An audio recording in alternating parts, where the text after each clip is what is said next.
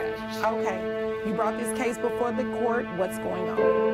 Well, Your Honor, Judge, sir, ma'am, you know, my daughter who I try to love dearly, but she is one lazy, sorry, using person. What is You know she what I'm doing? saying? So she didn't have to work. I let her move into my house 3 years ago, and she got 2 twin boys. She does nothing to support.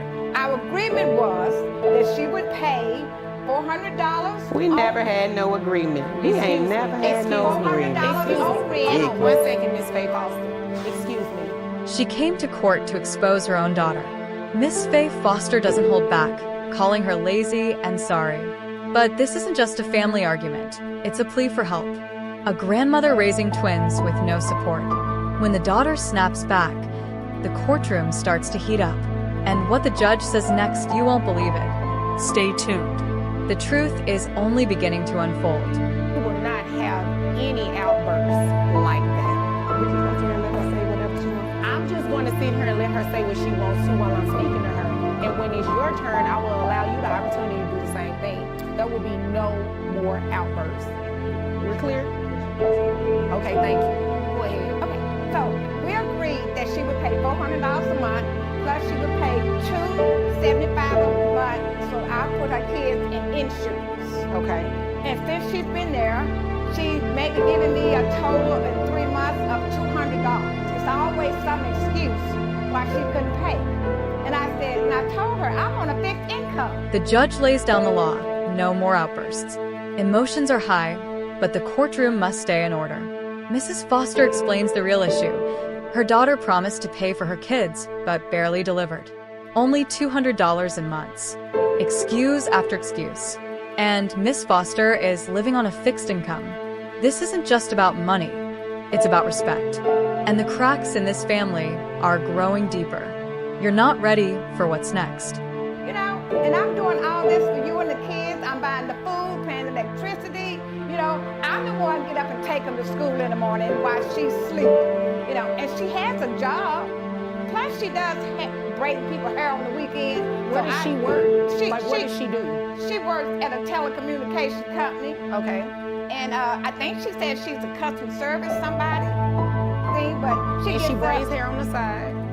Ma'am. You say she braids hair on the side? Yes, she does. In my back room. All right. And her clients come in, she give her clients snacks and stuff. I don't bought for the kids and just like she don't bought something. She's not just a grandmother. She's the cook, the chauffeur, the caretaker. While her daughter sleeps in, Miss Foster gets the twins to school. Worse, the daughter has a job, braids hair on weekends, and even uses grandma's home for business. Snacks bought for the kids go straight to her clients. How would that feel? Heartbreaking. But the real shock is how much she's making from braiding.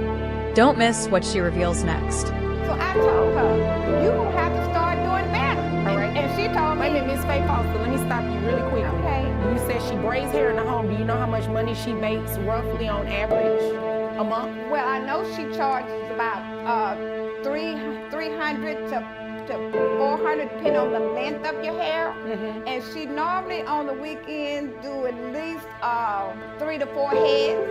Okay. So I would say on an average, if we just do the lower end of it, she probably makes about $1,200 on a Saturday. And sometimes she does it on Sunday, but most of the time it's on Saturday, all day Saturday. So about $1,200 every week. Right. Okay. Keep going. Continue. Yes, ma'am. The judge finally asks the question everyone was thinking. How much is she really making? The answer, $1,200 a weekend. That's not struggling, that's stacking cash. And still, not a single dime to help the woman raising her kids. The numbers don't lie, but what Miss Foster says next hits hard. This isn't just unfair, it's exploitation. And it's far from over. Continue. Okay, so I told her, I said, well, you can give me some of that, you know, to help out and on you living here and me taking care of the kids. And I'm using the gas to go take them to their soccer practice and to their football practice. And she tells me, you're their grandmother, you're supposed to do that. Oh. And I told her, I ain't supposed to do a darn thing. I ain't had no twins. Okay. You know, but I love my grandkids, so I hate for them to be without just because their mama is trifling. Okay. All right. So we're going to not name call either, okay? I understand you. I understand your emotions are. Miss Foster finally says what everyone was thinking. She didn't have these twins, but she loves them like her own. She drives them to every practice, feeds them, clothes them, and her daughter insists that's just Grandma Judy's. Excuse me? Grandma Judy's don't include raising someone else's kids while they do nothing. This moment cuts deep, and what the judge says next shifts the entire energy in the room. You'll want to see this. I'm high. It's not a problem. I understand. I understand exactly how you feel. I know what you're saying. There's plenty of grandmothers coming in this court and feel exactly the same way that you do. I just ask that, you just be respectful to one another. Yes. Okay. I'm sorry about that. That's okay. Now, how old are the twins? The twins are 10. All right. And you said they're boys? They're boys, 2 boys. All right. Are they involved in any kind of extracurricular activities? Yes, they play football, and they play soccer and basketball. The judge tries to calm the storm. The emotion is heavy. 2 10-year-old boys are caught in the middle of football, basketball, school, supported by Grandma alone. And she's exhausted. The court feels it, but things are only getting more intense. When asked about their mother's involvement, Miss Foster's answer paints a heartbreaking picture. Stick around. The next detail will leave you speechless. And does mom help out with any of that? No. She always said, well, go ahead and pay their fees and I give it back to you. But I never give it back. She lives in the home. Does she actually live there, or does she just sleep there and she lives somewhere else? No, she lives there. She sleeps somewhere else. Everywhere. But that's why she's supposed to pay me $400 for them to live there. Okay. Because she got put out of her last place. So I said, okay, you can come home. But, I'm on a fixed income, so you give me $400 a month. And then she said, okay. It's worse than we thought. The daughter doesn't just live there. She hardly stays. She sleeps somewhere else but uses Grandma's home like a free daycare. And the $400 agreement? Miss Foster says she barely saw $200 once. 3 years of broken promises and quiet sacrifice. But the judge isn't done yet. What Miss Foster reveals next will make your blood boil. And I think she may have paid $200 one time, and that's it. All right. Are the children on health insurance or anything? And then, ma'am, Are the children on health insurance or anything? the children, I put them in insurance because I asked her, do you have insurance on these kids? And she said, I can't afford it. So I said, well, they need insurance. They play in sports and stuff, and they get sick, and we don't have our money. So I got insurance, and she agreed that she would pay me back each month what I had to pay for insurance. How much do you pay for the children only? The children only is $275. Health insurance was the final straw. Miss Foster asked her daughter if the twins were covered. The answer was no, so she paid for it herself.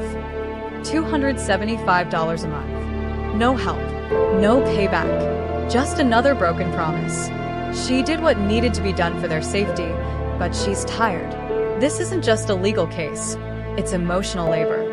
And the next part uncovers the darkest truth yet. All right. Is there anything else you want me to know before I move over to her? I know you, and I just need her to do the right thing. You just need her to do the right thing and hope you can make her do the right thing. Okay. Well, I don't know if I can make her. I can only do what the law allows, right? Yes, ma'am. Well, let me ask you a question about the living arrangements. You said this was supposed to be temporary? It was supposed to be temporary until she found her a place to stay that they can afford. But it's been 3 years, and I don't think she's looking for any place to stay on. All right? I don't think she has looked at. It was supposed to be a few weeks, a place to land after a divorce. But 3 years later, Grandma is still covering rent, food, gas, insurance, and more. And the daughter hasn't tried to move out. What began as family support turned into a one-sided sacrifice. Now Miss Foster is begging the court for help. What happens next changes everything. And she keeps saying, well, I don't have the money to get a place that's nice enough for me and the boys, and that I can afford, and then people won't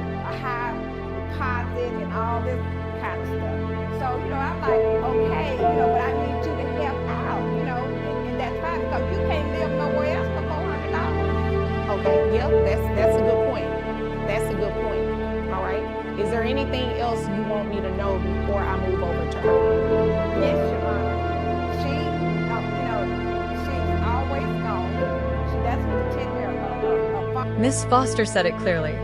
You can't live anywhere else for $1,400. Her daughter wants a nice place but refuses to save, refuses to budget, refuses to help.